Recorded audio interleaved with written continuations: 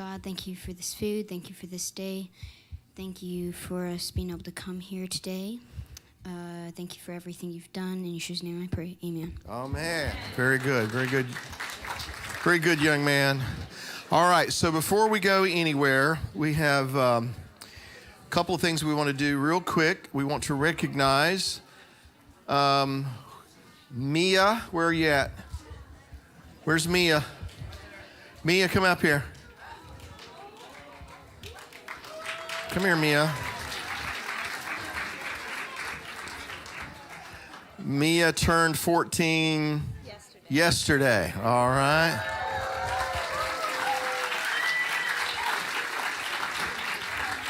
And Jay, where are you at? Jay turns tomorrow. Right?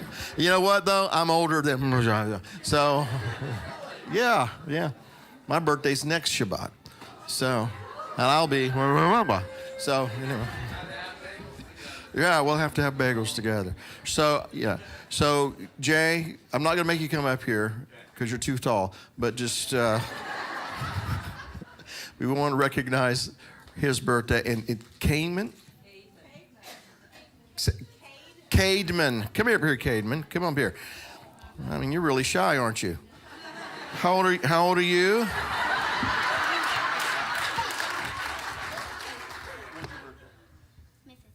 May 5th. So May 5th was his birthday, and he turned 8. So, all right. Did we have any more that I'm unaware of?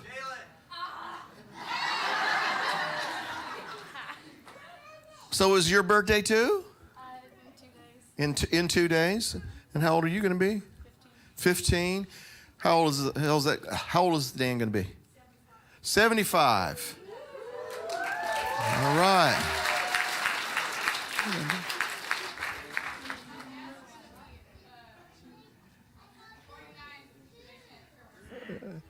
Your dad's going to be 59? 49. Where is your dad? He's hiding? All right. Well, let's see. Well, we can't recognize him if he's not in here. So somebody go pound on the bathroom door and see if he's in there. Okay. Come in here, Al.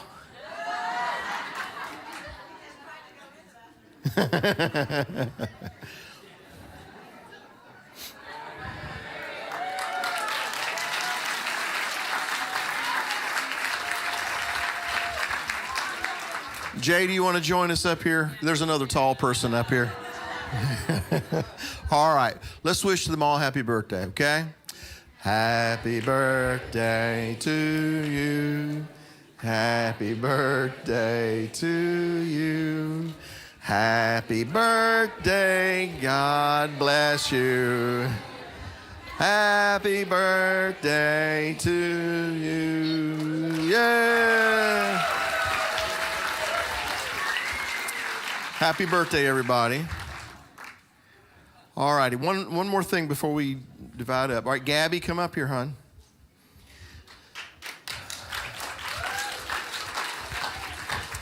I'm going to put her on this other mic, Brandon. So, Gabby, I hear it in the monitors. Is it in the house? I need this other mic in the house, Brandon. Hello? How is it out there yet? Come on, Brandon. You working on it? Okay, work faster. All right, anyway, so Gabby McDuff. How old are you? 14. Okay. So she approached me a little bit ago, and she said, since tomorrow is Mother's Day, I would like to do something very special for all the mothers.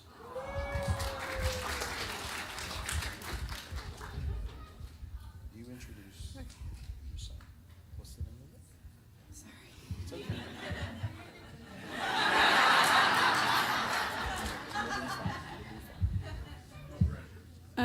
This is a song that means a lot to me, and it means a lot to my mom, but it's called A Mother Like You by J.J. Heller.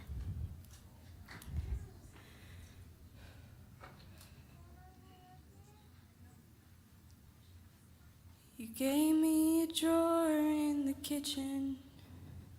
You gave me a room with a view of the yard. Whatever the hurt, you knew right where to kiss it. You gave me the best of your heart. And you carried my rocks in your pocket. Flowers and feathers and butterfly wings. You had an answer for all of my questions. You showed me wonderful things. I know that I haven't been easy. I hope that I love like you do, 'cause I know that this world would be better if everyone had a mother like you. You made the best macaroni. We never cared that it came from a box. The mom in the stands always clapping her hands, started cheering and still hasn't stopped. And you held me when I came home crying, 'cause someone said something that just wasn't true. I always said other girls were my best friends, but really it's always been you. I know that I haven't been easy. I hope that I love like you do, 'cause I know that this world would be better if everyone had a mother like you. Our second was born in September. I still can't believe I'll have kids of my own. I'll look in their eyes and I can't help but wonder, who will they be when they're grown? I know it won't always be easy. I hope that I love like you do, 'cause I know that my kids will be better if everyone had a mother like you.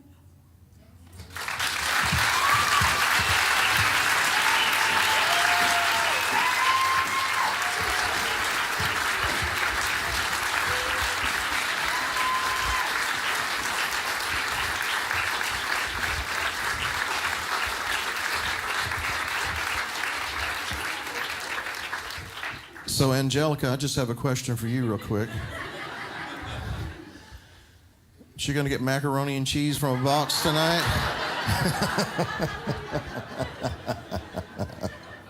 That was great, Gabby. Thank you, sweetie. Thank you. And happy Mother's Day to all the moms.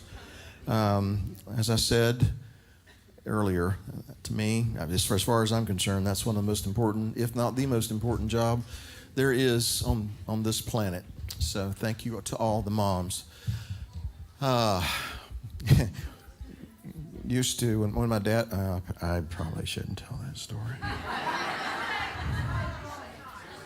No, Beth's saying I should not, so you know what I was going to tell, wasn't you? Okay, all right, so no, I am under strict orders. I am not telling that story. All righty, Miss Nayla, are you over there? Okay, so we need all the treasures, 5 through 9, to follow Miss Nayla out.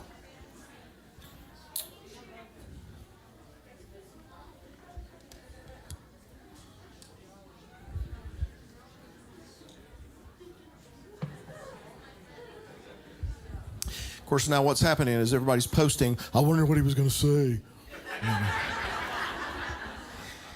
You'll never know. All righty, now quiver, 10 through 13. If you'll join General Pernack, please.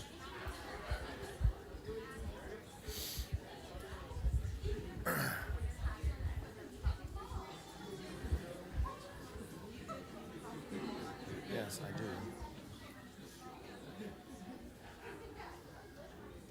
Thank you. All righty, senior quiver. Follow Mrs. Dahl over to the other side.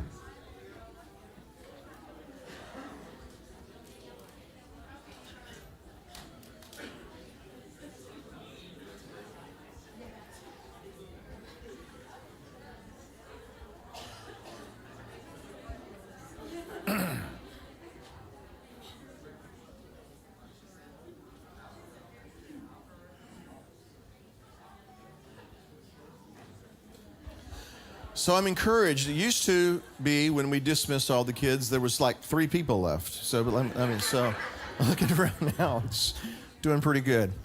All righty. So I hope everyone had a good lunch. Thank you for all those who contributed food to eat. It's always nice when you're going to have a meal for there to be food. So thank you. We enjoyed it very much. Seems like there was something I was going to say, and Beth stepped out. Oh, there was something I was going to say that she told me not to. That's right. Yeah, that's right. Yeah, we'll just stick with that plan. Okay. Yeah, well, I got to go home tonight. You know, she has this look that I'm sure Dawn has one of those looks too, right? You know, they can communicate just by looking. Yeah. All righty. So we'll go ahead and get started now. And so if, who wants to, come here, Alan. Who'll do it? Oh, Alex, come on then, Alex. All right, come on. You going to do it?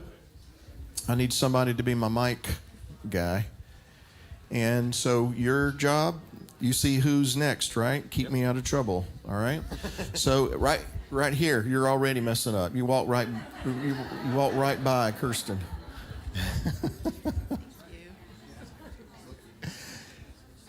Okay, so I have a question. Your teaching today went along with trusting the Father that He will provide, but you also talked about, don't be lazy. So I've been struggling with being a single mom. How do I be her mama, but also provide, but also trust the Father to provide? I don't know what to do. Well, first of all, this is how I see it, okay? She is your first priority, and because she's not going to be that little very long, and yeah, I mean, it's going to be tough. I mean, it's not the ideal situation, and it's not going to be easy. It's going to be tough. Thank you, ma'am. I know you heard me. You not only have eyes in the back of your head, you have ears on all sides.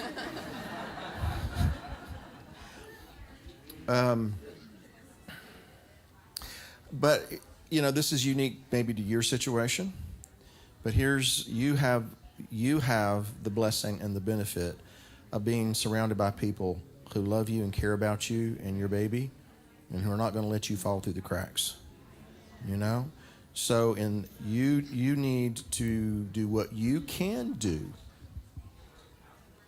And then the Father's people are going to step in and do what you can't. That's just the way it is.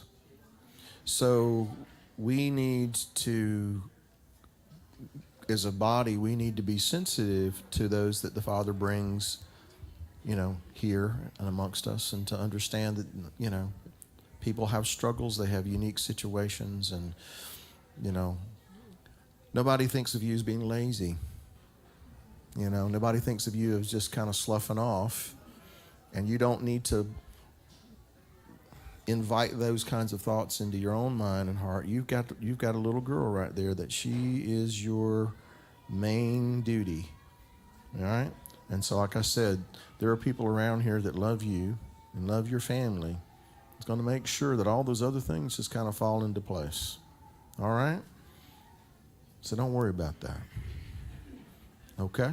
And in the appointed time, the Father will bring all things together, and he'll work it out for you.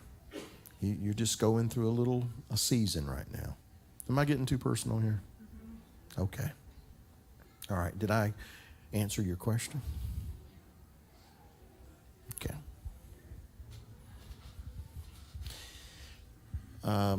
Over here. Okay, Alex. Okay, you see all these hands going up? I'm avoiding making eye contact. Yeah, he caught me. All right, Mike. First off, I just want to thank you. My wife and I often joke that you have like these drones or something following us because every week. Man, I don't have that much energy, man. I know. You're like spot on, and I've never experienced that in a congregation before. In the things that the Father's working on in our lives, it seems like every week we come in here and you speak into those very categories. And this week for me, it was. So I'm retired, VA pension, and it's very modest. And sometimes that makes it difficult, especially when you're doing things like trying to build a house. It makes it difficult from time. And so I have this GI Bill that's sitting there that I thought maybe I had the opportunity to use, and I was going to try to utilize that, maybe take some classes here at Cleveland State. And the Father put the kibosh on that. And it really was, I wasn't really interested in learning anything as much as I was interested in receiving the cash benefit that comes with the GI Bill just to help offset some Show me costs the for money. things. I got it. Right. Yeah, I got it. So he was very clear to me. Right now we're digging a level, we're leveling out an area that's got a lot of stumps in it. And one of the stumps is very significant and it's not budging. And I'm digging around and I'm getting into the roots. And as I'm doing that, he's really pouring into me about things that he says in the Word about roots, like the root of money being the root of all evil. Love of money. Love of money being the root of all evil. And speaking that through my chasing this GI Bill, and not to worry. And then he brought me into Hebrews 13:5, where he says, let your way of life be without the love of silver and be satisfied with what you have. For he himself has said, I shall never leave you nor forsake you. And me and my wife just kind of sat there in this aha moment, like, wow, he's... And then we come in here today, and you're right on the same track of not worrying about these things and how much more he loves us. And I just really appreciate the fact of being able to come in and sit under somebody that is open to hearing the Spirit. Because, like I said in the beginning, without fail, every week we come in here, and you are speaking into something that he is working in our lives on, and it's very encouraging and makes it easier day by day to not worry about what's happening tomorrow. We're in the right place. And then I just wanted to also throw on the top of that is like, the children here are amazing. Yes, I they am are. so blessed every time I come in here. That song, it's just like, I'm over here, I'm like, I'm not crying, you're crying. Some of the questions that come in out of here and the things that are said, I am so blessed by the youth here. It's absolutely amazing. I've never seen anything like this in another congregation. And nobody will ever be able to convince me that the Holy Spirit is not moving here. There's no way anybody could tell me that he is not doing a great work here. This is it's phenomenal. Every time I walk in here, I get these gospel bumps and things are just happening. And I've never been so excited to go somewhere. And I mean, I can go on and on for an hour about how much I love this place, but the people here are great. The kids are great. The teaching is great. Thank you all so much. We've been here 10 weeks, and I feel like I'm at home. So thank you all so much.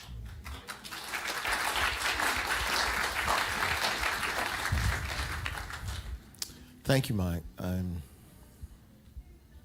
Thank you. Yes, sir. Hi.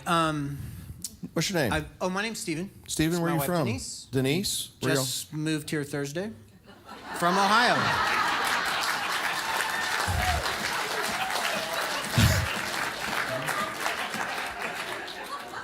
Wow. From where? Ohio. Ohio? Where in Ohio? Yeah. Well, we were never Ohioans. We were Southerners who were abducted. Where in Ohio? Up by Canton and Cleveland. Oh, yeah? Northeast Ohio. Niles, Warren, anywhere near there? No. No? We were Okay. actually, yeah. But anyway, the question I have is, since there's a few people here who have land, and since you have land, and since I've actually got the opportunity to buy land now, do you guys practice the shemitah at your place with what you grow? Do you recommend practicing the shemitah? And is the first year you have your property year one, Or do you have to somehow get coordinated with the cycle? The 7 years? Okay. First of all, as far as when the Shemitah year is officially, it depends on who you're talking to. Yes. Yeah, I realize that would be a very difficult process. Yeah, and I mean, I think I told the story years ago how I'd run into a Jewish guy, a rabbi in Israel, and we got into this conversation and when is the sabbatical year and things like that. So I will tell you what we are intending to do, because after this planning season, this would be our 6th year. This planning season would be our 6th year. So I am intending to let that just lay untouched next year. I want to see what happens. I want to see that. I'm kind of on board with the idea that the commandment is when you enter the land, and it is a commandment that is specific to when you are in the land, but that doesn't mean the principle doesn't apply outside of the land. Okay? It's just, you're my people, you're on my land, this is how we're going to do it. All right? But he created all the land, so I have to believe that the principle applies wherever there is land inhabited by his people. So we purchased the property, well, like I said, this growing season would be our 6th year since we've been on the property. So I'm not trying to sync it up with anybody else or anything like that. This is going to kind of be my or our, coming up, it will be our Shemitah, and I'm just very, very curious to see what happens this year, And I know that there are other people that they have, applied this principle and this, to their farm, their garden, what have you. All I've ever heard is good reports, So if that answers your question. It does. Okay. Thank you. All right. Glad you guys are here. Glad you escaped. All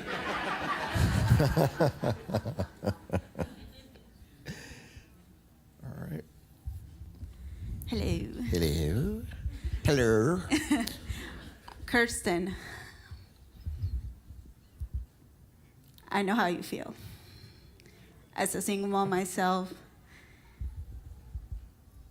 the Father is so faithful that even in the darkest time, He'll be there for you. He will surround you with people that are going to be your support system. Even when you feel like He's not there, He is.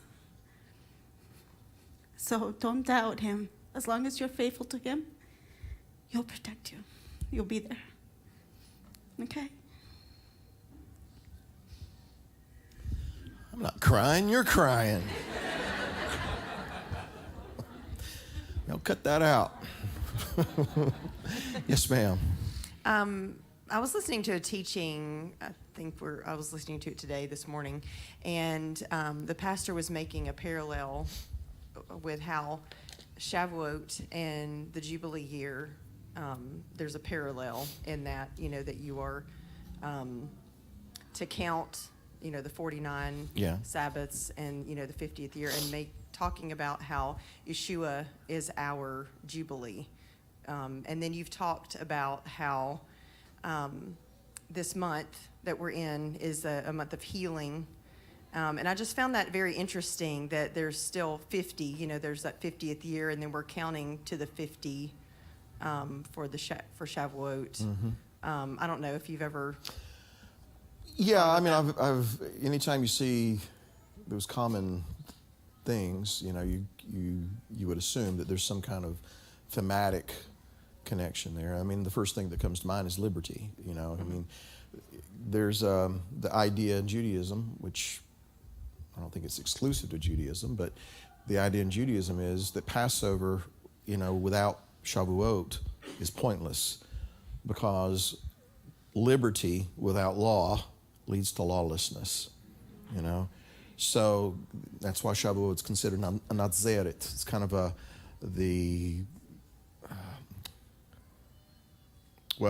one doesn't work without the other, I guess, you know.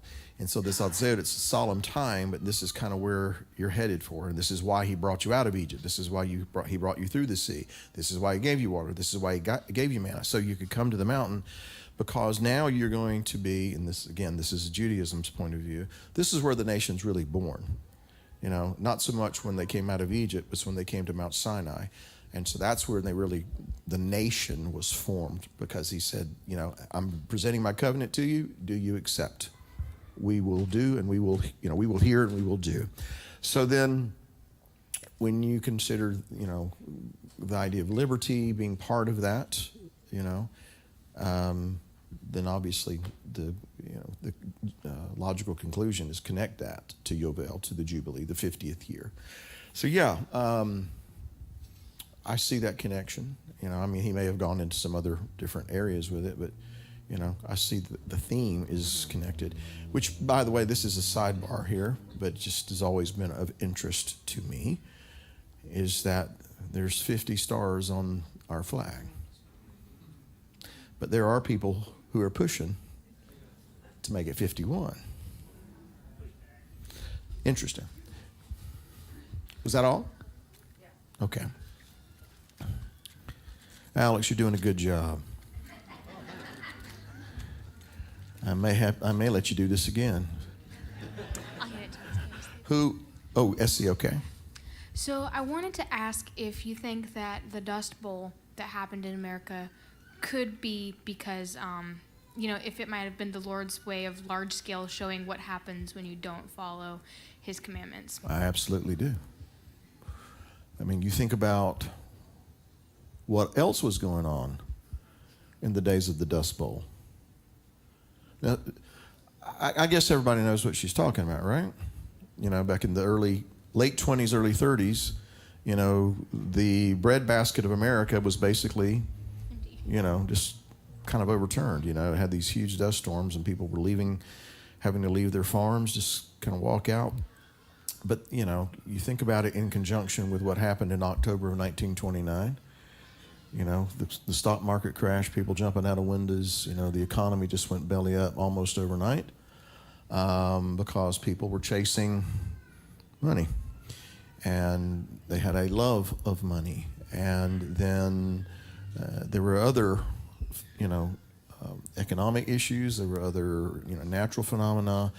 But yeah, I do, because the Roaring 20s, you know, was all about pursuing a lifestyle. And I mean, my opinion would be that their decadence compared to this era probably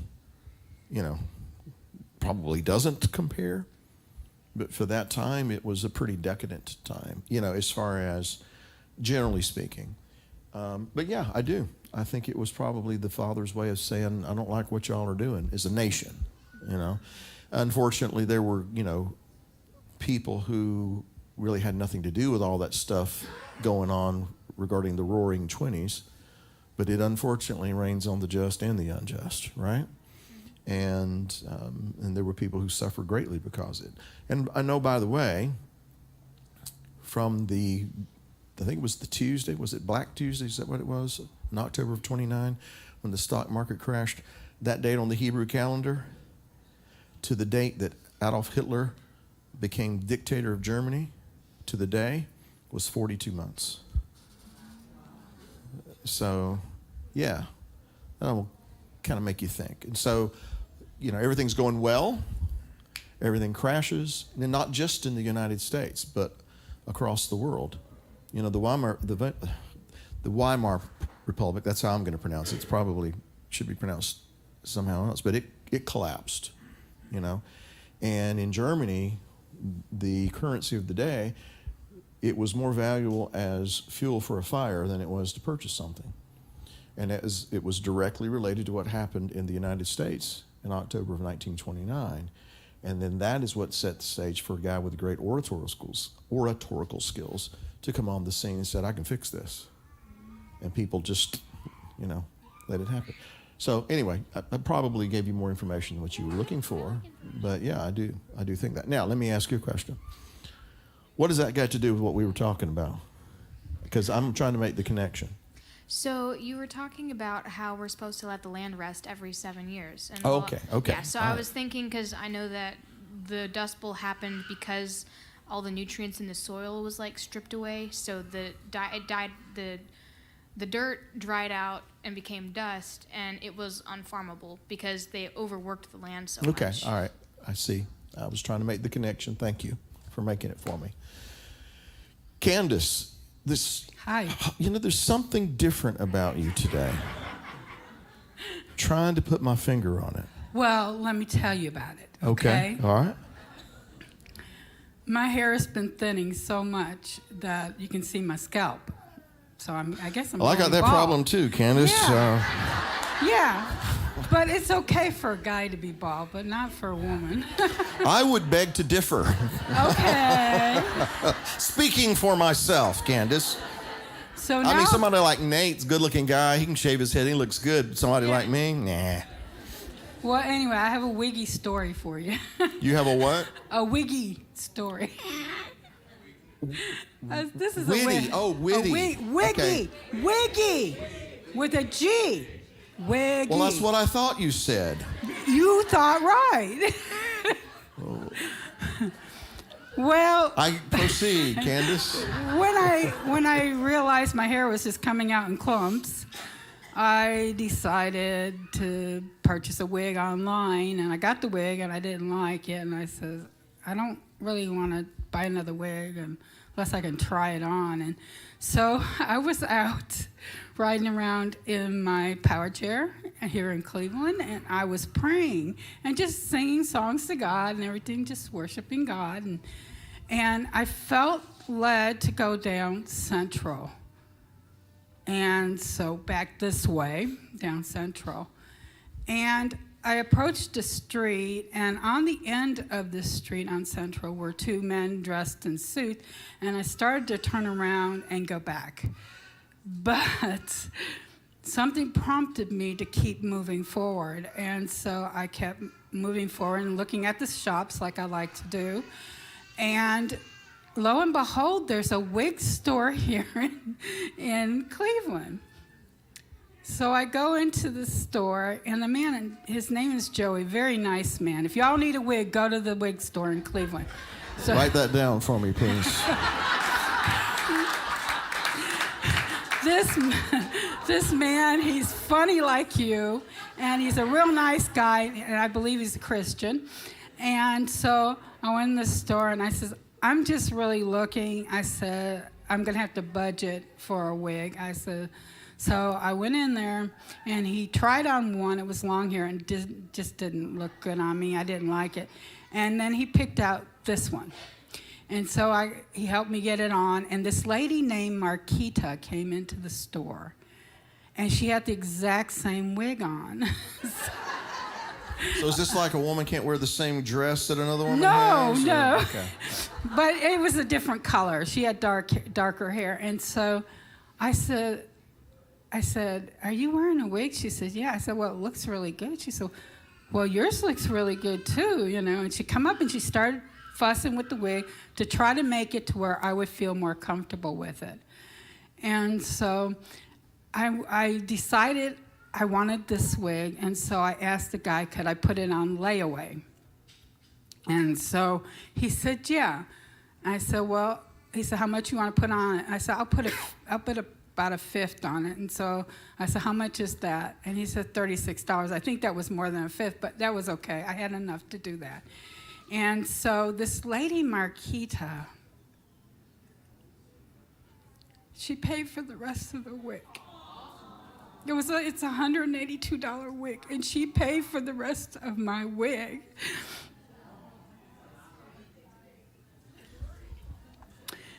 Don't quit it. Well, that's very.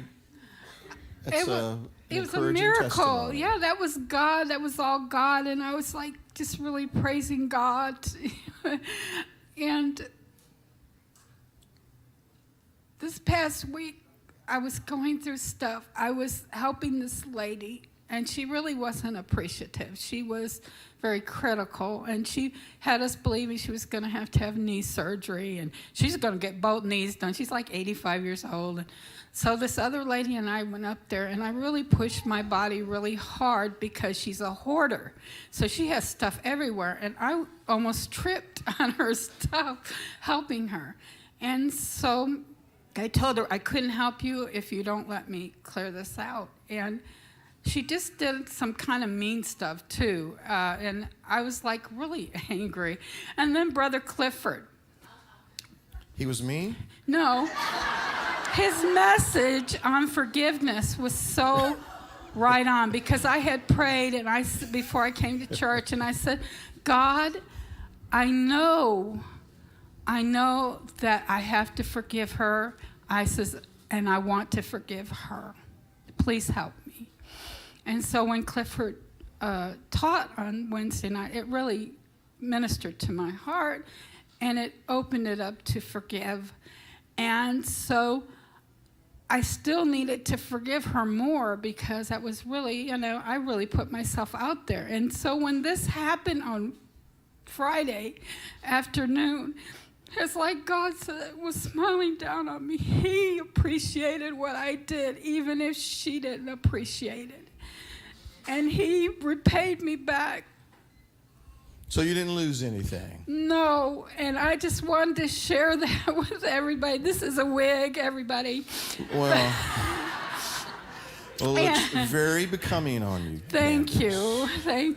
And I thank everybody for your compliments, because I'm kind of shaky about wearing wigs. I've been wearing a head covering and stuff, just hiding my head. And so this was really nice. And so I just want to praise God, because he knew it bothered me about my hair.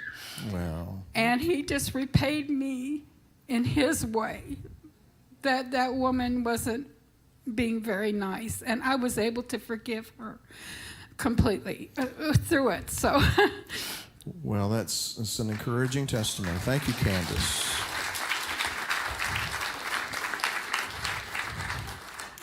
And that was a wiggy story. And by the way, thank you, Clifford, for coming up here and sharing your heart with everybody Wednesday night. Thank you. I did get to watch it later, and welcome to Mr. Bill's neighborhood. That's right. Would you like to be my neighbor? Hey, neighbor, what would you want to share? Well, Mr. Bill, as a matter of fact. Well, it's better than, oh no, Mr. Bill. We're going to have to get you some loafers and a red sweater. Not going to happen, Pally. What you want to say, Steve? All right, so back to the 7 years arrest thing. My question is, and I think I already know the answer, but I'm going to ask anyway, Well, wait a minute. If you already know the answer... No, I'm just curious tell about us. how you feel about it. So, All right, go ahead. So I'm thinking, because Scarlett and I, we just bought this piece of property, and we're thinking, we're going to plant a garden and stuff on it. And, of course, I already asked you a deal about the livestock, and you already told me about that, so that's cool. But, so we're going to make a greenhouse and plant in that, and then I'm thinking, so we'll let the greenhouse grow produce for 6 years, and then give it a 7th year of rest. But then I was thinking, well, I could just put another greenhouse beside it, and on the 7th year, because it's different land, but that's what I'm wondering. I don't know. I guess that doesn't work. I think you already have your answer, Steve. Well, that's what I'm thinking. Stop. Rest. I didn't. Yeah, exactly. That. Yeah, that's what I was getting at. That's what I was like. Okay, yeah. So I see the point now. Yeah. I don't know if I was thinking first. I was thinking it was about the land resting, and then I'm like, well, maybe it's more about me resting. So anyway, yeah, I got you. I'm good. So, was your question answered? More I think than by enough. Thank you, consensus it was everybody. answered, yes. Yeah, I didn't even. Yeah, All I'm right. good. All right. I'm going to take one off the board here. In a non-agrarian life, how do we obey regarding letting the land rest? Is there something we should do to commemorate it? I don't know how you would commemorate it. I think that you could, glean from the principle, what we were talking about earlier, what the shemitah is to the land, Shabbat is to the man. And so, we every seventh day we're supposed to cease and desist. We take that rest, and it's not just to be a couch potato. It's to grow spiritually, to focus on those spiritual things, so that those things that happen in the physical world are rewarding, productive, etc. So I don't know of any way to commemorate the shemitah. If you, you can acknowledge a shemitah year if you so decide that, that certain people who write books about the shemitah are right in the accounting of it, but I don't know how you would do it other than that. And if anyone else has some wisdom to share, feel free. Really? Do you own land? Oh, your dad does. Okay. Okay, hold on, but you don't have the microphone. You have to wait your turn. I'll come back to you in just a minute, really. You're in charge, Alex. I'm not doing it. This is why I stay out of hot water.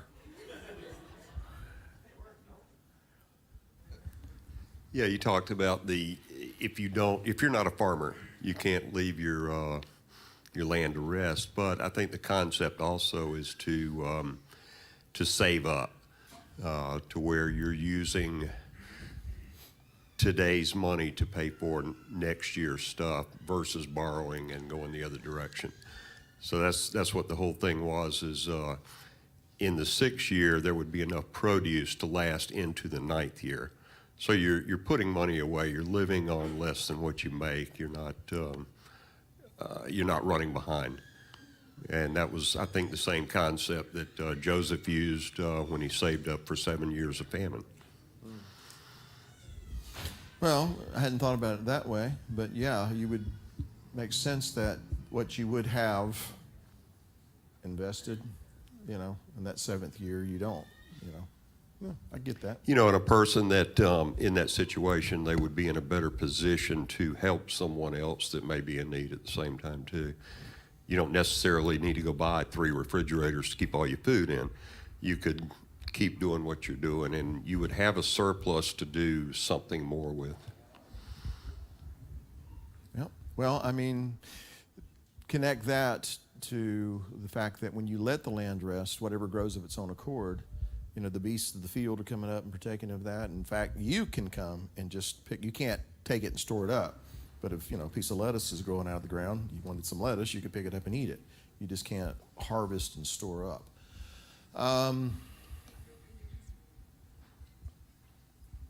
Some say only partial rest of the land outside Israel is necessary, that you can rotate parts of your land so there will be a section that is resting. In the diaspora, do we allow all or do we allow partial of the land to rest?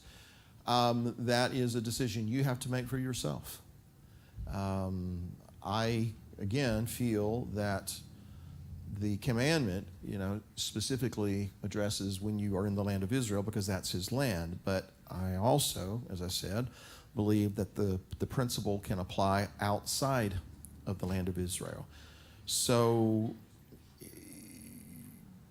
I'm choosing to let the land rest, not just to have a partial piece of the land rest, where we are concerned personally.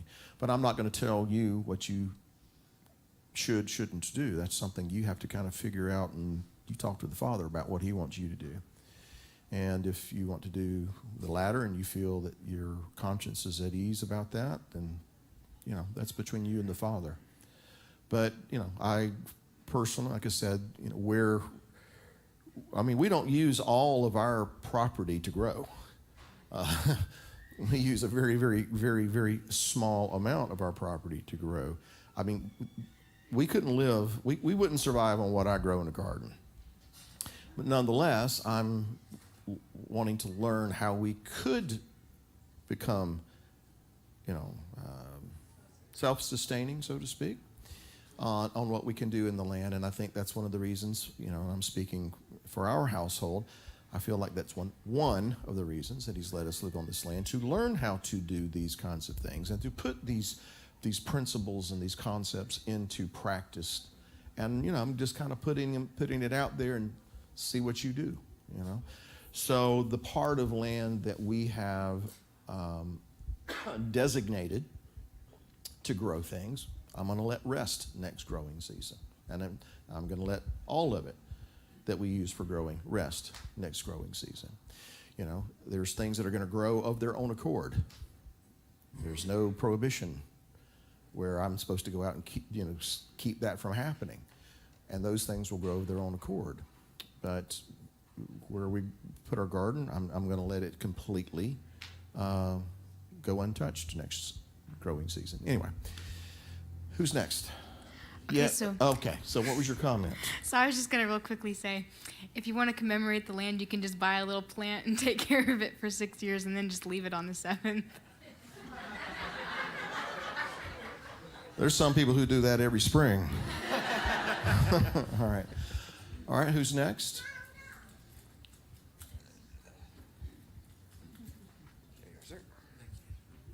Hi, Bill. How are you, sir? What's your name? Steve. I'm also Steven, and we actually moved here 2 Thursdays ago, me and my wife.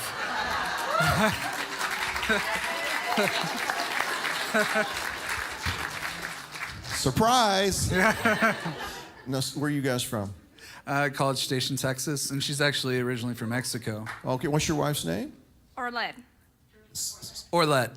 Spell it for me, please. Orlette. Okay, Orlette. Okay, very good. It's good to have you with us, Orlette. And Stephen. What's your last name? Rhodes. Rhodes. Okay, from College Station, Texas. Yeah, Texas A&M. That's what I usually tell people. Right. And don't know where it is. Well, we're welcome to Tennessee. Thank you. It's the place to be. Texas is all right. Yeah. Well, no, I mean, Texas is, if I was going to live somewhere other than Tennessee, it would probably be Texas. But there wouldn't be a Texas without Tennesseans. Yeah. Anyway. Yeah. Oh, we love the mountains, and Jacob tents here, so that's... Well, we were glad you guys are here. Yeah. Well, can I ask 2 questions on the portion? Sure. I think that's kind of why we're here. So the first question is on the year of Jubilee. Is that something that Israel and the community celebrates every 50 years? Is it being clocked, or would it be something like after Jacob's tent has been around 47 more years, would you have a year of Jubilee, or is it just something people don't do anymore? All right, well, again, this is where Israel's concerned. It really depends on who you talk to. Because I in years past, I had spoken to some rabbis about this issue, and basically what was told me was it is very difficult to calculate the sabbatical years and consequently the Yovel because all of Israel is not in the land. Now there are others out there that they're saying that this is sabbatical, not this year necessarily, but that coming up is the sabbatical year, and the authorization to designate that, I don't know where it comes from. I don't know what the logic is behind it. But given the fact that we're in exile, and I just don't think we know, with 100% certainty, as it relates to the whole nation of Israel at large. All right? Okay. Because it is true that all of Israel is not in the land yet, because a lot of you are sitting right here. Right. Okay? Now, as far as the principle, the concept, if Jacob's tent is still around 47 years from now, yeah, it'll be our Jubilee. Okay? But, the things that go on in the Yovel aren't going to really make a difference. Well, we're not going to be in a situation, I can't foresee that we would be in a situation where, all these people have lost things and now it's going to be restored. So the next Jubilee that I'm looking for, if we're where we think we are, then the next Jubilee should be announced by the Messiah. Right. Now, that's how I feel. Okay? Because if it's not that way, then we have at least another 50 years to go. Right. And the Father, you know, He's in control of all those times and seasons, and I don't really try to, and I'm not going to try to pinpoint anything, but it just seems very, very unlikely to me, based on what I understand, what I see going on around me, how this all goes another 50 some odd years at the very least. And I could be dead wrong, you know? But that's just my sense. That's my gut. That's my feeling. And again, He can do whatever He wants to. But as far as I'm concerned, the next Jubilee, based on what I'm seeing going on around us, the next Jubilee will be announced by the Messiah. Okay? Okay. So now, if something happens, you know, next year, they say, oh, this is the Jubilee, then I guess I'm wrong. And then we're in this for the long haul. All right. Anyway, did I answer your question? Yes, that was great. Well, and you understand now that's just how I feel about right, it. You know? Right. Okay. So the other question was pertaining to the slavery part of the portion, and do you think that it was more that He put that in there? God told Moses to put that in there more because of what they saw, just all around them, and you even mentioned in Egypt how rough that they were treated as slaves, and Israel, right, when they came out of Egypt, they were really bad about emulating like everything Egyptian. And so maybe he knew that this was a practice that was going to happen because it was happening everywhere there in that time. And he was like, okay, if you're going to do this, you're going to do this on my terms, and it's going to be this way. You're going to take care of people. It's not going to be what you saw there. It's going to be completely different. That's what I think. Apples and oranges, but divorce. That's what I was thinking too. Okay. Does the Creator endorse divorce? He does not. Okay. But He acknowledges it's going to happen. So if it's going to happen, here's the criteria. It has to meet certain criteria. And if it happens, then there are some ramifications and there are some consequences. You know, for instance, you divorce her, you get remarried to somebody else, you divorce them, you can't remarry her, all right? So I tend to think you're probably right on that there are things that the Father allows, but if He allows for it, there has to be parameters, there have to be boundaries that cannot be crossed. But that doesn't necessarily mean that He endorses, you know? Right. Brad used to put it this way. There are things that the Bible describes, and then there are things that the Bible prescribes, you know, and there's a lot of things that are described in Scripture that are not necessarily prescribed in Scripture. Multiple wives. There's an interesting topic to get into, you know. Well, all right, watch it, Bill. There have been people, and I know this is getting a little off base, but to me it's related to what you're asking. There have been people, unfortunately, in the Hebrew Roots movement who've made a big push for what they call patriarchal marriages, which is to say men can have more than one wife. What did you say? Why would you want one? I agree, brother. Why would you want more than one? That's right. Yeah. I told you the story about Brad and I were riding down the highway one day. We had just left Rockford, Illinois. I'll never forget this. We were riding down the road talking about all this because it was a hot and heavy topic in the day. And we were talking about, you know, what the Scripture has to say, and the whole idea of the Bible describes things, not necessarily prescribes things, because in the beginning, what did He do? He gave the man one wife, right? And the two become lebasar echad. But so we're going down the road, and in the way that only Brad could do it, you know, he's riding like this, and I'm driving, you know, and he's, well, you know, Bill, the Bible doesn't actually say that you'd go to hell if you had more than one wife, but I certainly think you'd go through it.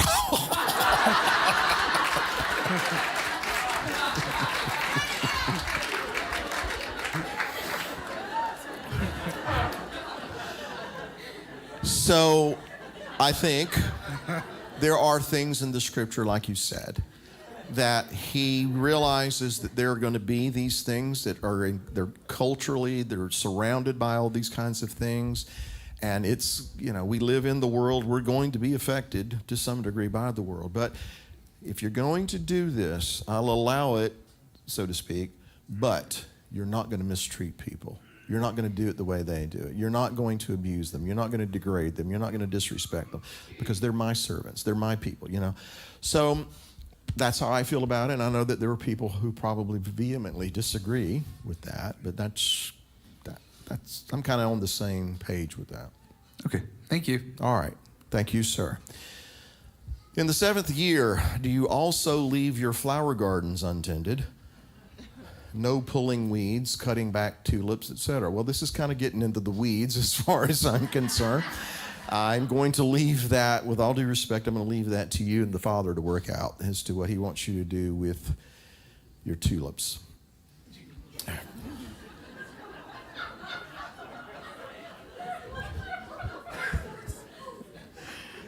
You've got this look on your face like, go ahead, Dawn. There's a lot of people moving to Tennessee. You figured that out, did you? When we first moved here, I didn't want to come to Tennessee. As a matter of fact, I vowed I will never live in Tennessee again. But God took it. You opened up a can, Dawn. I think God took it as a personal challenge, and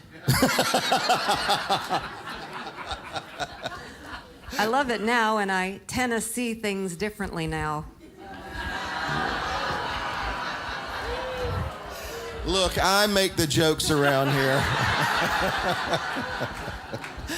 We are glad that you and your family are in Tennessee. Yeah, we're Tennesseans now. Yep. The other thing is, I think it's ironic that we're in Cleveland, because doesn't he say to cling cleave and hold fast, that we'd be in Cleveland?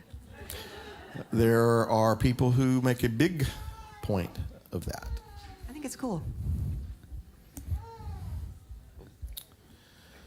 Since our bodies are from the earth, to be part of the Ibn Hashatiyah, should we spending our 7th year not sowing words, seeds of the world, but feasting on the words of the Lord? Okay, you threw me off on the Ibn Hashatiyah, though. Okay, I want to make sure I'm understanding your question. Since our bodies are from the earth, should we, to be part of the Ibn Hashatiyah, which is the foundation stone, right? Should we be spending our 7th year not sowing words of the world, but feasting on the words of the Lord? Well, I think we should feast on his words every day, every week, every month, every year.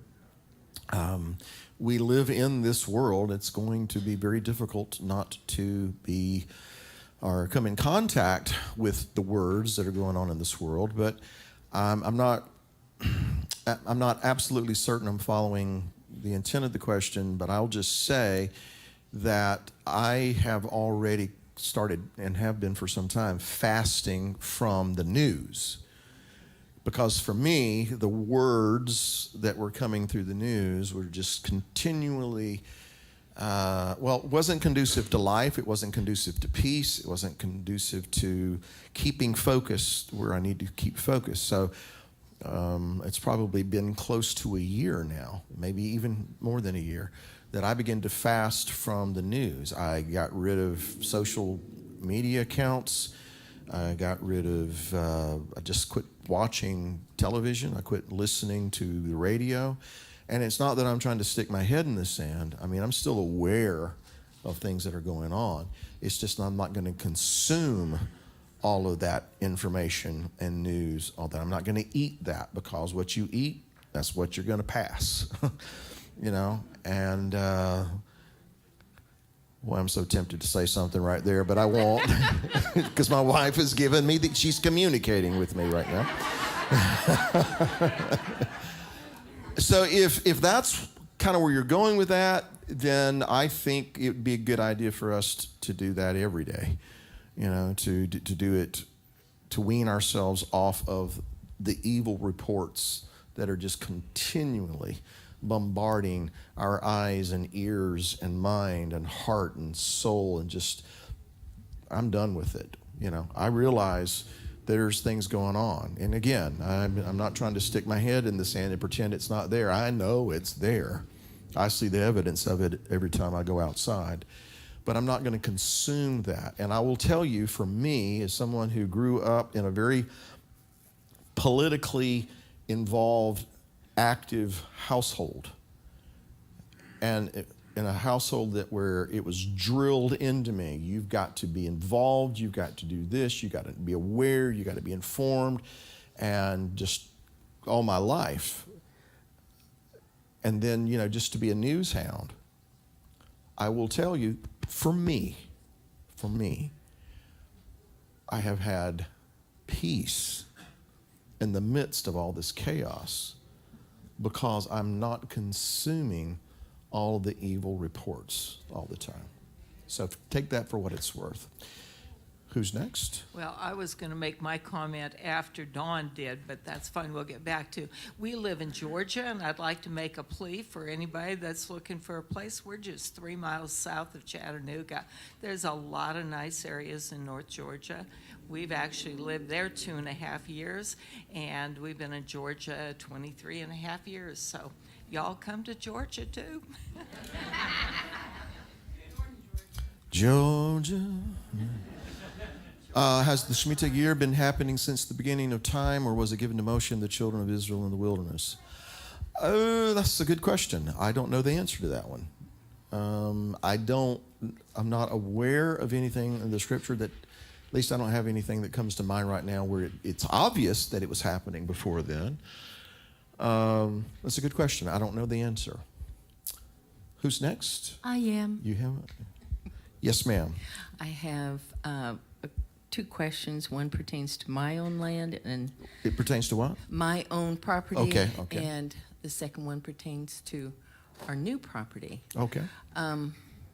So I've been in my home, which has just a little bit of land, in a lot, for 10 years. So I've had maybe a couple of wannabe gardens.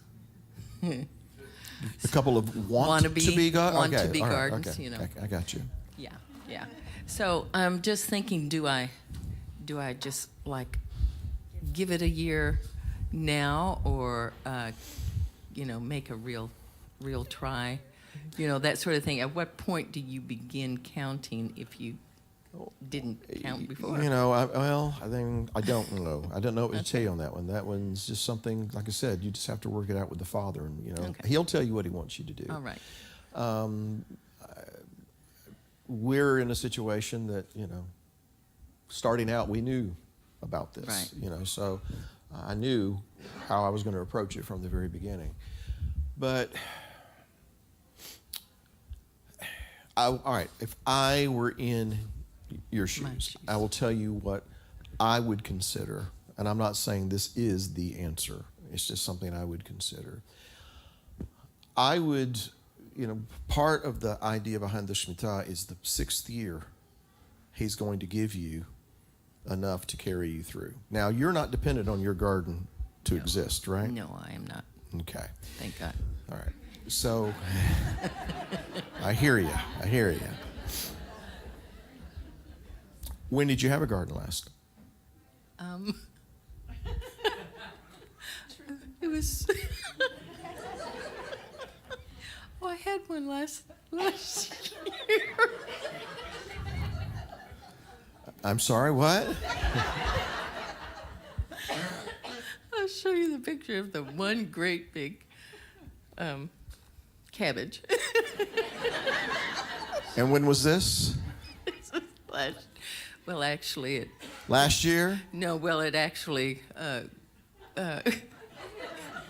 Just a couple of weeks ago, I pulled it up. So, no, wait a minute. This cabbage has been growing since last year?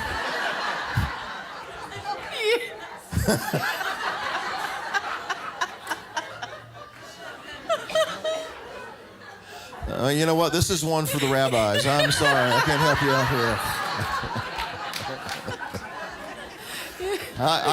It sounds like to me your land's already rested.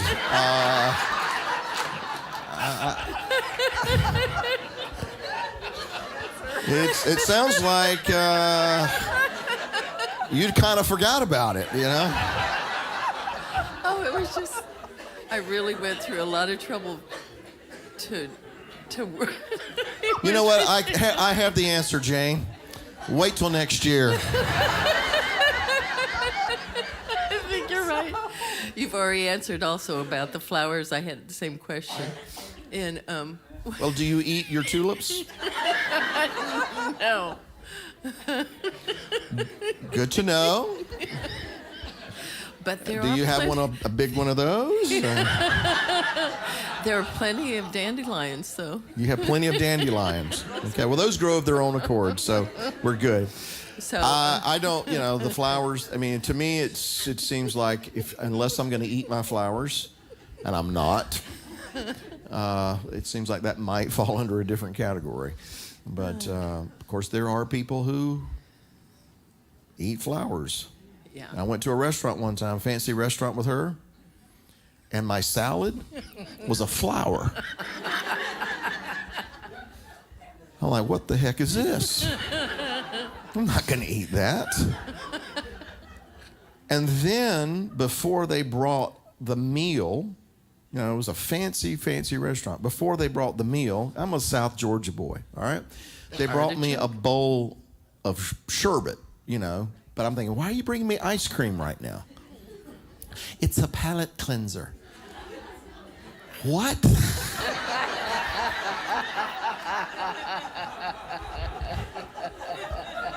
It's a palate cleanser. So what is it supposed to do? It's supposed to cleanse your palate. I didn't eat the flour. I'm hungry. Bring me my steak. I don't want dessert before, and she's kicking me under the table.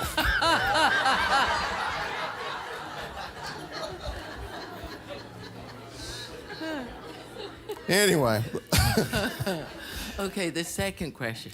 Oh, I thought we had the second question. Okay, go on. Go ahead. Had to do with the property that we now have. Okay. So is there something special that we're going to be doing with a dedication, or we start counting something, or plants? Well, I don't know that we're going to... I don't know that we're going to be growing cabbages, Jane. Well, the first thing that we're going to do when we get on our property, and that's where we're meeting, we're going to celebrate. I will tell you that. We're going to thank the Father, and then we'll just take it from there and see what he wants us to do. All right? All right. All right. You should mention Brad's "So God Made a Farmer" teaching. There you go. Yep, that's right. Actually, what they're referring to is Brad did a teaching one time, and he utilized what Paul Harvey came out with many, many years ago. So God made a farmer. And so that's what he's referring to. Because if you listen to Brad any at all, you realize that Brad almost always took everything back to what? A piece of land, a house, and a family, right? And I'm trying to think of... the word that he used, that he invented to describe bio-agra something or another. Somebody will know. What was it? Linguistics. Okay. All right. So he always talked about that. So when Brad would talk about some of these things, he at times would incorporate what Paul Harvey had written many, many years ago. So God made a farmer. Or you can go Google it, and there will be Paul Harvey's "So God Made a Farmer." So that's what they're referring to. And by the way, Cindy, if you're still watching us, blessings to you. We're very sorry for your losses, and we send our love to you. Who's next? Yes, sir. Referring to how Messiah used his parable, speaking of the people as the soil and the land and the wheat and so on and so forth. Looking at how Abba has given you a land with a crop, and I think you've hinted at this before. I may have caught it. How do you view how this field is in its course and how Abba is working with you on how to harvest or plant, continue to sow, that kind of thing. Does that make any sense? I don't know that I've looked at it from the vantage point of a sabbatical year or anything like that. I have looked at it as, you know, it's a new planting and we're into our third year, you know. And so as trees go, you know, the fruit that it bears in the first, the second, and the third year, you're not to partake of it. And as far as I'm concerned, that's hinting that the fruit really isn't as mature as it needs to be, you know. And then you come into the fourth year, and that fruit is set apart. And then in the fifth year, you can partake of it. So at this point, I've kind of looked at what's going on here from that, you know, from that vantage point, as it relates to how does a shemitah cycle factor in. I don't know, you know, I'm not sure yet. I'm pretty confident though, because it seems to have happened from the get-go, and you know, even till today, as we go through these Torah portions and we see things. At least this is the way it's occurring, or to me, is that it's speaking to something that as a fellowship we're kind of traveling through right now too. For instance, you know, things that we talked about earlier today, we need to be careful about how we treat God's people, you know, how we interact with one another, but we also need to be very, very careful how we interact with the folks out there, because we don't want to bring a reproach on his name and what he's doing here. We want his name to be sanctified in this assembly, right? So that's just an example. Point is, as we get to the sixth year, we'll have to assess things and see where we're at and see what the Father's speaking to us at that point in time. Maybe we should anticipate that there would be a rest from the labor and all the toil that is going into, and we'll have to go into, you know, doing what he's given us to do as a congregation. You know, I'm speculating, but we'll see. And I think it will become obvious once we get to that point what it is he's wanting to do and what he's wanting us to do. But if there is a connection to that, then what should we expect in the sixth year? Right. Okay, so we better get with it, you know, as far as some other things go. I don't know if that really addressed the question or not, but who's next, Alex? Oh, Steve? Do you pull for anybody other than Tennessee? I'm just curious. Or is that just a hat that you grab on the way out the door? Cabbage. Okay. Go ahead. Don't make fun of my clothes, Bill. I'm not. I just wanted to know, are you that avid a Tennessee fan, or is that just the hat you happened to pick up one day? Because you wear it very enthusiastically. I'll try to get a different one. No. I'm messing with you, man. I understand, and I'm messing with you. Two questions. One very general, the other one specific, that had to do with what you shared today in this week's Torah portion.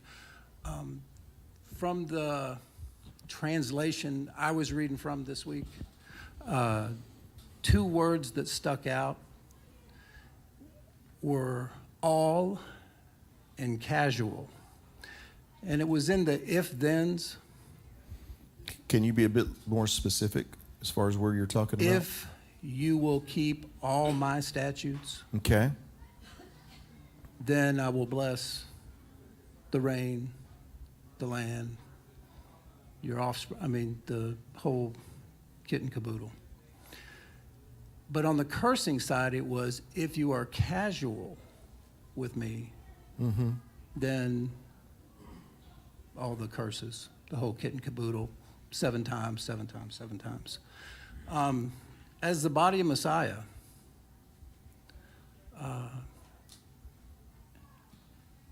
should we seek to identify and pursue all, as opposed to what, as complex, confusing, new, and everything else,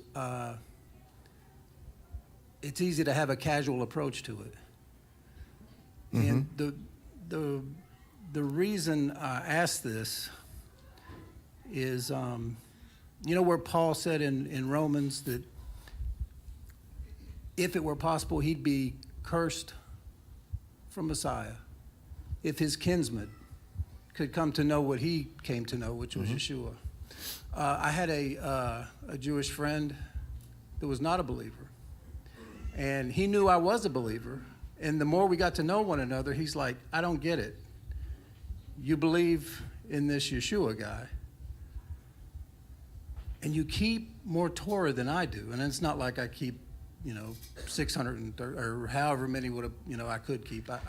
I'm no Paul for sure. But as far as Israel is concerned, you can talk, but when they see, it means something. And there was something that I ran across on the internet. It was a teaching that you did. I didn't have time. I've saved it. I haven't listened to it, but it was talking about the fullness of the Gentiles. Okay. And I'm not sure if that applies in any way, shape, or form. But if you could see the body of Messiah as a whole, striving to keep all his statutes and commandments that would apply to, I mean, some apply to the priests, some apply to this and that, but of what we could do for blessing's sake, for testimony's sake, for truth's sake, as a microcosm of the body of Messiah here, would it behoove us to identify of those 613, not the rabbinical stuff, but I mean, it's just as far as the Torah is concerned, what can we do? How can we approach this? We don't understand it. What do we do with this? Well, I mean, and then just listening to the comments about the land and what you're saying about, I got a lot of land. I only use a very small part of it. But the heart of a believer that wants it all, wants all the blessing, wants everything that goes with the fullness of Yeshua. Is it something we could possibly do? Well, first of all, as far as the land I was talking about that I live on, most of it's pine trees. They make bulldozers. I'm kidding. No. I mean, I have no interest in clearing all of it. So not all of it is conducive to growing things. But there is part of it that has been kind of prepared and set aside for that. And so everything else is just kind of, even what's referred to, it's kind of growing of its own accord, and those things are permitted, things that grow of their own accord. I can actually walk out if I so choose and pick it up and eat it, as long as I'm not harvesting and going and putting it up in the storage bin somewhere, all right? Because all those things that are growing of their own accord are also for the poor of the land, the beasts of the field, and all these kinds of situations. So the land that I'm on, not all of it is prepped to grow things. So just to clarify, but as far as striving to be very diligent in keeping his instructions, okay, I think that the people that are here, that's exactly what they're trying to do. Striving to do that. But at the same time, everybody in this room coming from different perspectives. You're coming from your place, this one's coming from their place, I'm coming from here, this one's coming from there. And so we're converging, all at the same place, but we're coming from different perspectives. So stay with me for just a moment, because here's my answer to your question. We're all wanting to get to the pinnacle of the mountain. And the only one who can see everything is the one who's on the top of the mountain, and that's him, right? You're coming up this way. She's coming up that way. I'm coming up this way. You've got cougars and panthers and rattlesnakes and, all these kinds of critters to deal with and to be on guard against, and spiders and all that kind of stuff. I've got streams and ravines and boulders and this kind of thing. And this one, she's hobbling along because, it's a steep grade. Point is that we're all trying to get to the same point. We're all striving for the same thing, but we're not necessarily in the same place. Whether, how long we've been doing this, conditions of our life, scenarios that we find ourselves in, circumstances, we're all coming from different places, but we're all striving to get to the same place. So it wouldn't be appropriate for me on the path that I'm on with the streams and the boulders and the ravines to tell you how to navigate the path that you're on, because you're dealing with something totally different than I. And likewise, it wouldn't be right for her to tell me how to navigate this path, because what I'm dealing with is not what she's dealing with. Only the one who's at the pinnacle has the perspective to tell you what you need to do today, and tell me what I need to do today, and tell her what she needs to do today, because he's the only one who can see all of these things. So as we strive for this, the things that I'm working on may not be the things that you're working on. The things that she's working on may not be the things that I'm working on. But we have to believe that the one who sees all, knows all, by his Spirit, is well able to tell you what you need to work on, what I need to work on, what she needs to work on, what all of us need to work on. And that as this comes to fruition, we're all going to find ourselves in the same place. So should we be diligent in that? Yes. Should we be diligent to emulate them or them? No. Him. And if we're going to emulate him, we're going to be conformed to the image of the Son of God. Yes, there is an outward presentation, demonstration, manifestation of what that should be. And it should provoke to jealousy. But going to Paul, he made a point of saying, and I'm going to paraphrase it, your circumcision of the flesh without a circumcision of the heart is pointless. All right? And you know what he was talking about in all there. So I feel that each and every one of us here in this congregation, if our hearts are diligent to seek him, the fruit will appear. And that will testify and bear witness to those that it needs to testify and bear witness to. Even if it doesn't look like what he thinks it should like or what she thinks it should look like, it'll be what he's doing. And I'm confident that if he's brought us this far, he'll take us the rest of the way. As it relates to the fullness of the Gentiles, I did that. I don't know which one you saw. I mean, I did one about 100 years ago. And you had more hair. And it was darker, too. And I had less of this. And so when you go and listen to that, you keep that in mind. I had darker hair. And so I'm, even my understanding since then has evolved somewhat. But the bottom line is this. When Paul talks about that cultivated olive tree in Romans 11, there are branches because of they didn't believe, lack of faith. Those branches were broken off. And we who were of this wild olive tree were grafted into an already existing cultivated olive tree. We were grafted into it to become part of that tree. And so what grows on the branch that's grafted in should look like what's growing on the natural branch. But the natural branch is producing fruit. It's still there because it did believe. The faithless, they were broken off. They're laying around on the ground.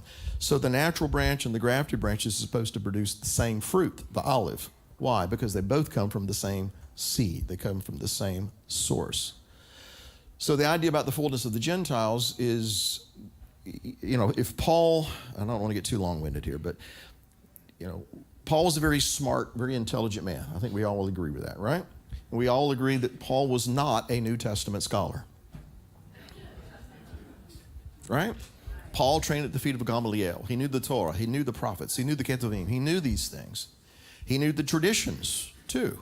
He knew all these customs. He understood these things. So, point is, even if Paul was writing a letter to the Romans in Latin or Greek, I guarantee you he was thinking in Hebrew, because that's his first language. How do we know it was his first language? Because when Yeshua appeared to him on the road to Damascus, he didn't speak to him in Latin or Greek. He spoke to him in the Hebrew tongue. He testifies of that. He spoke to him in his first language. So when he's writing about the fullness of the Gentiles, if we take that and translate that term back into Hebrew, Milah Hagoyim would be the phrase. Hagoyim, the nations or the Gentiles. Milah is the fullness or the completion. That is the phrase that appears one time in the Torah, and it's in Genesis, when Jacob calls Ephraim and Manasseh, and he crosses his hands, and he says that in Ephraim will be the Milah Hagoyim, the fullness of the nations. So Ephraim, of course, means fruitful, and it's in the plural sense of the word. My point is this. Paul in that speaks of a time when all of Israel is going to be saved.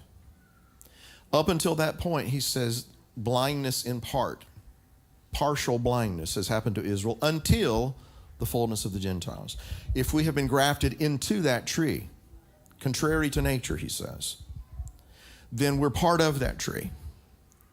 And we've, as believers, you know, it's often been understood that, you know, our Jewish friends have been blind to who the Messiah is, as far as his identity, Yeshua.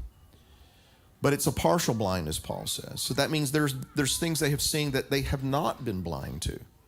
And I would argue that's the commitment to keep the terms of the covenant, the Torah. All right? But if we who have been grafted in are part of that tree, then it would stand to reason that we've been partially blind too. We know who the Messiah is, but what have we, historically speaking anyway, been blind to? The responsibility to keep the terms of the covenant.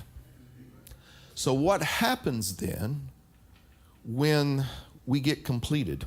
We've often made it about completed Jews. What about completed believers in Yeshua? When we started to see the responsibility to keep the terms of the covenant, to keep the Sabbath, to keep his feasts, to strive diligently to keep these instructions as he gives us guidance, as he gives us insight, as he leads us by his Spirit to do these things. Because we can't bite it off all at one time. James already made that point in Acts chapter 15, right? But as we begin to manifest these things, we begin to produce that fruit. What does that do? Paul says in that day, all Israel shall be saved. So the fullness of the Gentiles has everything to do with what you were asking, you know. But what I'm wanting to make very clear here is that it won't follow my timetable or yours, and it probably won't look like what I've envisioned it to look like or what you envision it to look like. It will be not the way I interpret it. It will be as it is written. You know? So what we have to do is be diligent to strive for, you know, to fulfill his purpose, his will in our lives. And I can't do it based exclusively on what I understand here. I'm going to need his Spirit. We're all going to need his Spirit to lead and guide us in this. Because if we do it based on what I know and what you know in religion, we're going to foul it up like it's always been fouled up, right? Ezekiel 36, when he is bringing the people out of the nations and bringing them back into the land, he says, I'm going to put my Spirit within you and cause you to observe my judgments and to do them, to walk them out, which tells me we cannot do it unless his Spirit is teaching us, leading us, guiding us how to do it. We will not please him unless we are doing it according to what his Spirit leads us to do, which will never go outside the boundaries of what he's already established in the Torah, in the Tanakh. So, long-winded answer, but that's my response. Thorough, thank you. The other question was as far as the interest part of it. The what? The interest? Interest. Okay. Or what people call usury or whatever. My understanding is you can't charge a brother interest, nor pay a brother interest. You can't do even if your brother was going to charge you interest, you got to walk away from the deal and say, I can't do this because I can't pay you interest. Is that accurate? Well, I mean, I've not heard that. Just kind of walking it through my head. I thought I read it somewhere in the Torah, but I may be. I don't remember. It may be. I don't But as recall. far as the charge in interest is concerned, I believe it says that you cannot charge a brother interest, but a heathen, a pagan, non-believer, you can. We can. We can. We can. Okay. Well, then I guess. Should we? There's a lot of things we can do that are perhaps allowable, but should we? Yeah. I go back to what we said earlier today, and this is coming from a rabbinical source. It is much worse to steal from a non-Israelite than it is to steal from an Israelite. Yeah, that's when you said that today, that's what made me think about it. So what is the point in that? We need to be very careful about how we treat one another. That's for certain. But we need to be very careful how we interact with those who are outside the community of faith, because we don't want to bring a reproach on his name. And that's another thing that's addressed in Ezekiel 36. I'm bringing you back into the land from all these nations, but not because of your righteousness, because you have profaned my name in the nations where you dwelt. But I am going to be hallowed through you in the eyes of these people among whom you live when I bring you back into the land, because I'm doing it for my name's sake. So there are things that we can do. We can get divorced, but should we? In biblical culture, we could have more than one wife. Should we? I said in biblical culture. Okay? Not in this one. Not in Jacob's tent culture. Just letting you know. Okay?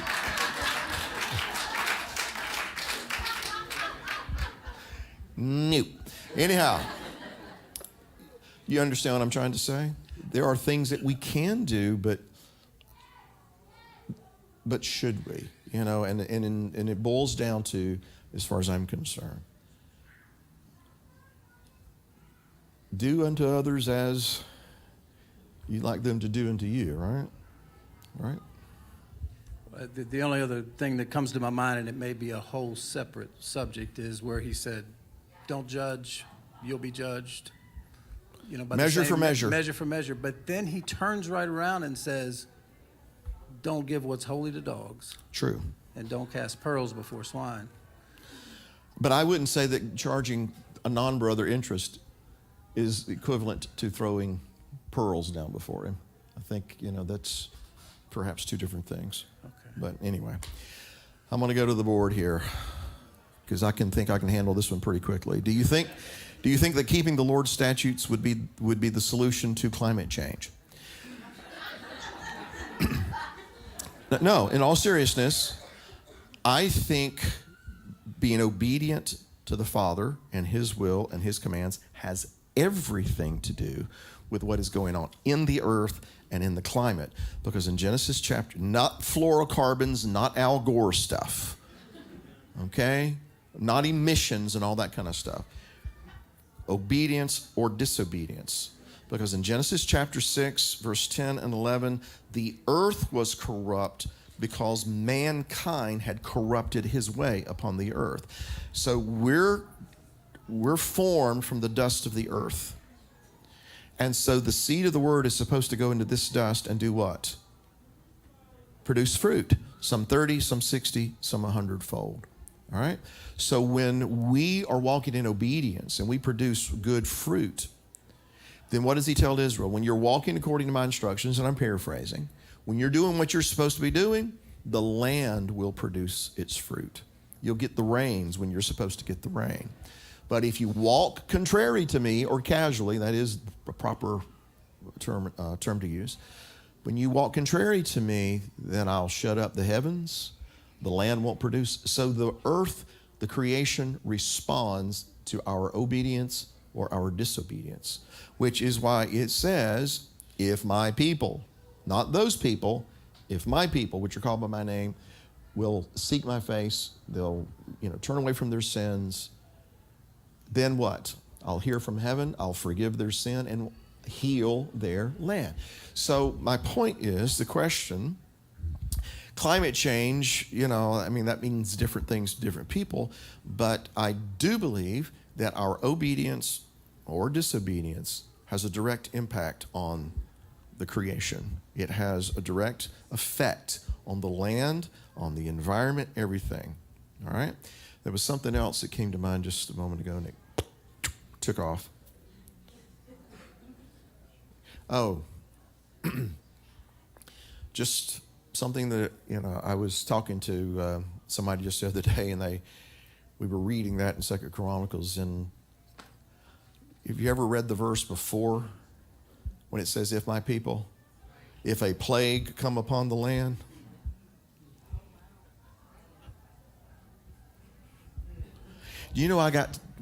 One thing I got to testify about this past couple of days.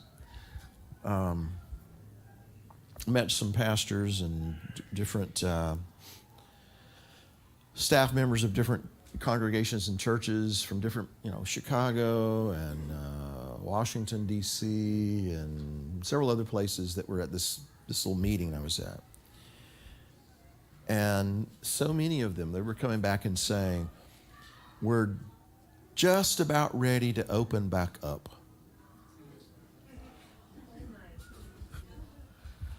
And I'm like, what? Yeah, we're just about ready to open back up so that we can have, live meetings. Because we've been still doing Zoom and all this kind of stuff. And I said, we've been meeting right on. In fact, this month was, when we had those 4 or 5 weeks that we did live stream, because the governor had the mandate. It's the 1st of May, we started meeting again, and we haven't stopped since then. All right?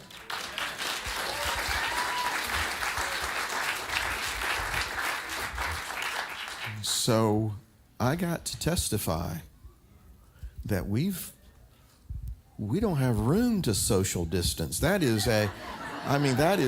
We would just have to close down if we had to do that. And I know that there is a sickness, and I know that there's a virus and all that, but what I got to testify of is that the Father has just watched over us. He's protected us. He's sustained us, and we've been meeting right on. And in fact, instead of diminishing in size, we don't know where to put all the people. And they're like, what, you meet in person and everything? I'm like, yeah. And I said, and there have been people who come in and they wear a mask, and there's no judgment if they want to do that. I said, but most people don't wear a mask. We're just coming in. We're touching one another, and we're talking to one another. We're hugging one another. They were just like, and I'm exaggerating a little bit, but I got to testify about that. And so the connection was this. When people are pursuing him, striving diligently to please him, he protects us from things.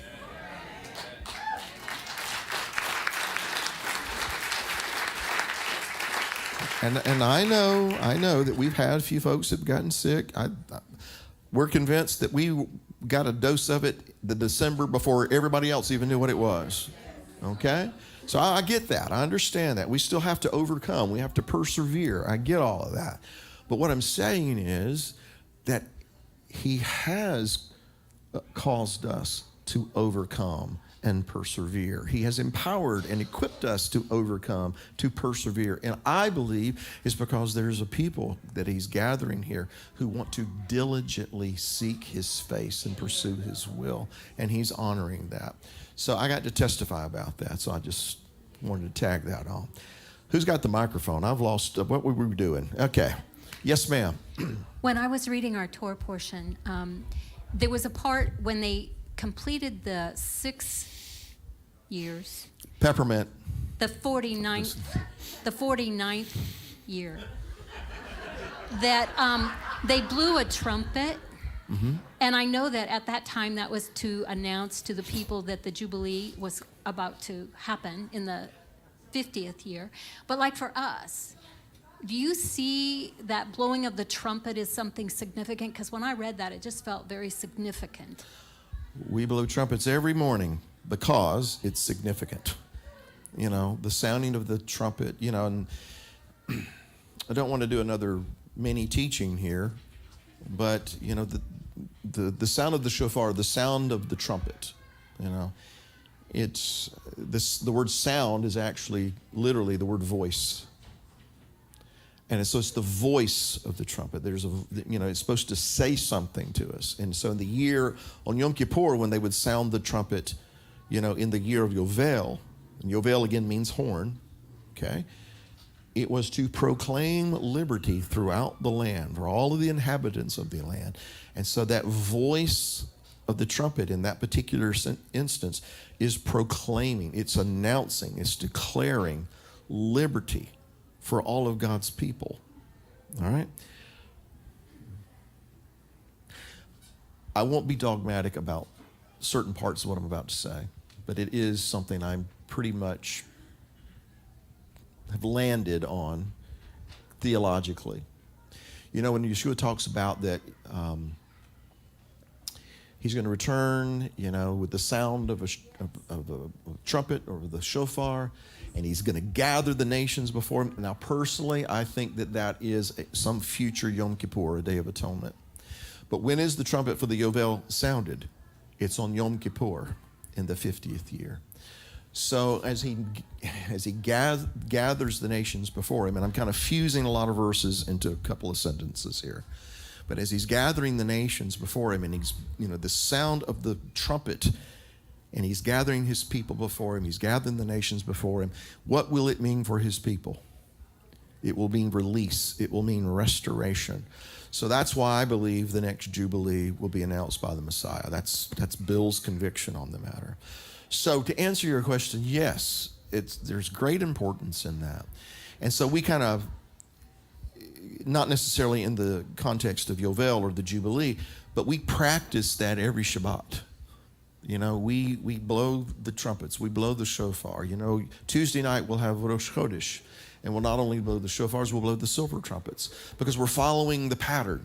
We're following the pattern that was established because we're practicing for things that are going to come. And so the way I like to think about it is if I'm familiar with it now, I'll recognize it then. Amen? Come on in. One more while the kids are coming in, because I'm losing my voice, it feels like, too. So, first, just on a funny side note, at the Passover feast, Zayden's favorite part of the meal was the flowers. So evidently they're pretty good. And he ate them? Oh, he ate a bunch of them. I stand corrected. He went straight to the dessert table, and we tried to get him second dessert, and he was like, and flour? And just started eating them. He loved them. So you know what to do with your cabbage? Put flowers on it, and Zayden will probably eat it up. And then just question for on the cycle of stuff. So my parents have gotten a property, and we've been talking about when after they get set up, after I'm in a place where I can move from where I'm renting a lot at to get some land on their property. Would my 7-year cycle start when I purchase that land, or would I fall in sync with when they start their cycle of that? This is an easy one. Talk to your father. You need to talk to your father. See how I did that? Just kind of. Did you have something else? I'm sorry. Okay. I'm going to take this one off the board, and then we're going to get all the young people in here and pray. Does the way we treat anyone go with misusing or properly using the Father's name? Do these things belong under the third commandment? So he's talking about not taking the name of Yud-He Vav-He in vain, or misusing it, or being flippant about it. Profaning the name, as far as I'm concerned, has nothing, or at the very least, very little, with how it's pronounced. There is a proper pronunciation. There's no doubt about that. But the thing is, which one? Now, we know that there's not a J in Hebrew, so we can pretty much count that one out. But is it Yehovah? Is it Yahweh, Yahuwah? We've got all these different camps, and if you listen to all the different arguments of how it should be pronounced, people can make their claims, make their arguments, and yeah, that sounds reasonable, that sounds logical. Bill's official position for Bill is, I don't know. Which is why I very, very, very rarely say Yehovah or Yahweh or what have you. And I have no problems with people who've landed on, I believe this is how it's pronounced and this is what I do. I have no problems with that at all, as long as you don't take issue with the fact that I don't know. Okay? Point here is, I don't believe that profaning the name has to do with pronunciations. Profaning the name, and Shem being the word for name, Shem is a word that also means reputation. So profaning his name has more to do, as far as I'm concerned, with desecrating his reputation in the sight of others. When you cause your sons and daughters to pass through the fire and offer them to Molech, in this you have profaned my name. So what does that have to do with how you pronounce Yod-Heh-Vav-Heh? Nothing. But what does it say about your professed belief in the God who is Yod-Heh-Vav-Heh? He's this is what he is, this is what he promotes. You can't say you honor him and do this. So to the question, does the way we treat anyone go with misusing or properly using the Father's name? I believe if we mistreat people, if we aren't honest with people, if we aren't upright with people, if we aren't fair with people, just with people, if we don't do that, if we're not upright, we're not following his example in how we interact with people, then yes, I believe that profanes his name. That is, I believe, a desecration of his reputation in the sight of others. Flip side of that is, when we do walk upright and we maybe could do something with an unbeliever, but we choose not to because we want to make sure that they will have a noble and honorable witness of who and what he is. And when we do that, we sanctify his name. And I'll kind of end it with this. When Hananiah, Mishael, and Azariah, who are better known as Shadrach, Meshach, and Abednego, when they stood before the king Nebuchadnezzar, when they were brought before the king, because they would not bow down to the image that was raised up on the plain of Dura, they were not disrespectful to the king. They treated him with respect due his position. We know that you are a king of kings, they said. But the problem is that you are compelling us to do something that would cause us to break a higher law and to rebel, to commit an act of rebellion against the King of Kings. And this we can't do. And so they were willing to die rather than offend him. In that, they sanctified his name. Because what happens? Nebuchadnezzar looks into the fire. He threw 3 men in bound. But what does he see? 4 men loosed and walking around. And one had the appearance like unto the Son of Man. And he said, Shadrach, Meshach, Abednego, you servants of the Most High God. A King of Kings, the most powerful man on the face of the earth in that time, acknowledged that the God of Abraham, Isaac, and Jacob was the Most High God. And so it was their actions, their deeds, respectful to those who were in powers of position, even though they were heathen kings, but their dedication to serve him no matter what, sanctified his name in the sight of all the people that were around him. That's how we sanctify his name. Again, I don't think it has anything to do, or very little to do, frankly, with how it is pronounced. It is about us representing him in a faithful, an authentic way that brings honor and glory to his name in the sight, not just of one another, but in the sight of the people who don't believe what we believe, and especially where those people are concerned. Let these people see your good works. Why? That they may glorify your Father who's in heaven. Amen? All righty. With that, come on in, y'all.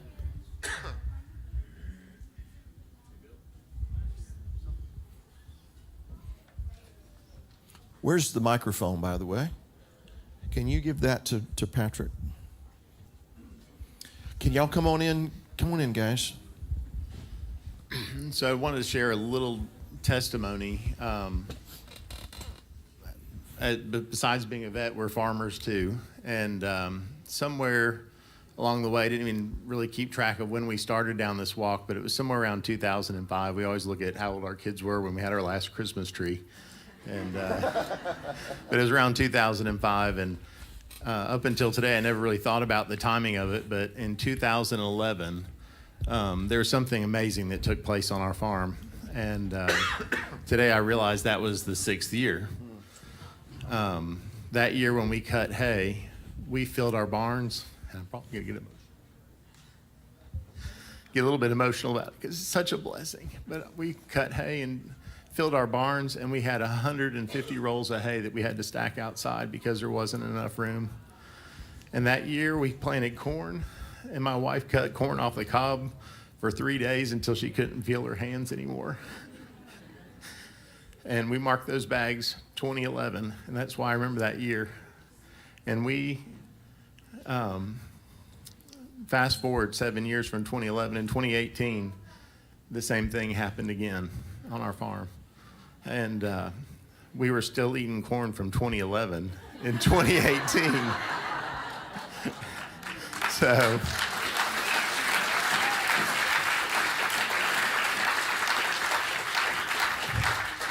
if you ever get to a point where you wonder if God won't take care of you for the next year into the next planting, I just want to give a testimony that he will. And beyond even 1 year, for the whole 7 years, he blessed us with that. And as a farmer, it's really hard to go, I'm not going to plant this year. And I messed up that first year in 2011 and 2012 when we shouldn't have been cutting hay. I went out and cut one field, and I wish Jonah was here to testify about all the breakdowns we had that year with equipment. But we shouldn't have been out there cutting hay that year. And I just did one field. I said, we'll just do this one field that looks so good. And the tractor broke down, the baler broke down, the mower broke down. And we just shouldn't have been doing it. So testifying in both ways. But our God is faithful, and he will provide. And when you look ahead and thinking, how can he provide for 1 year, much less 2? And when that Jubilee gets here for 3, just powerful, powerful testimony. And we had an opportunity to travel shortly after that and to Israel. And it was a Shabbat, and we went to a park. We were about the only ones out there, and an Israeli family came along with their child, and we just started talking. And he was a scientist studying global warming and how the trees in Israel, planting them would help that. And so as a scientist and a conservationist, we had a really good talk, and I started sharing with him about how we had enjoyed what we thought was the Sabbath year, and we didn't really know what year that was supposed to be, but the patterns fit his word, and we were trying to follow the Torah. And we both sat out there in that park amongst the olive trees. That's how it started. The olives were still on the trees. It's like, does no one pick these in the park? And he's like, oh, it's the Shabbat year. So we started talking about that, and I shared that, and we were both out there crying that even people in the land, the Goyim, would be willing to follow the Torah for the blessings that come with it. So what a blessing. Yeah. Let's all stand, everybody. Father, I just thank you so much for your blessings, the blessings that you give us for our obedience to your instructions. And it's amazing how when we follow your instructions, just like a good father, that things work out the way they're supposed to. And Father, I just pray that you would bless this congregation as they do strive for obedience to your word and your instructions, and that your blessings would continue to overflow. You would touch each life here. In that 7th year, that you would set them free, and that it would be truly free. And I just thank you for this congregation and the people that make it. And Father, I just pray that you would continue to overflow your blessings on us. It's in your holy name we pray. Amen. Blessings, everybody. Be safe. Go in peace. Tuesday night, we'll be here for Rosh Chodesh. We'll meet for a meal around 6, and then we'll have our service at 7:30. No Wednesday service this week. Next weekend.